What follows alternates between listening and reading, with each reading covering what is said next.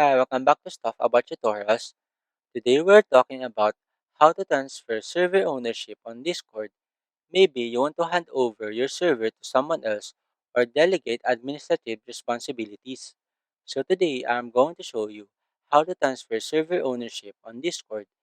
Check video description and I will try to leave the written instructions. So let's start. First, open your Discord application and log in to your account. Once you're logged in, tap on these three horizontal lines at the top left corner of the screen. In this panel, select the server for which you want to transfer ownership. For example, I will choose this server. Simply tap on it. After that, tap on this three dots icon at the top right corner of the panel.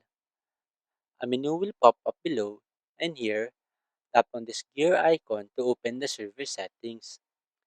In this settings page, scroll up and under user management section, tap on members. Here, you will see all the members of the server. Now, select the member to whom you want to transfer ownership. For example, I will select this member. Simply tap on it. Here, you will now see below this transfer ownership option. Simply tap on it to initiate the transferring process.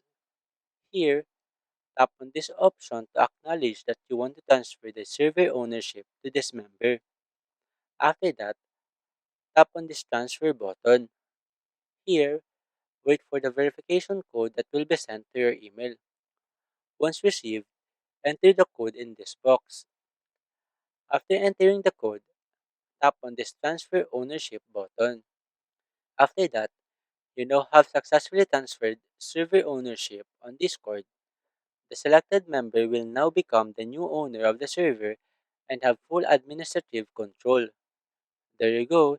If you wanted to know how to transfer server ownership on Discord, that is the easiest way I know how. If you know another way to transfer server ownership on Discord, leave a comment below.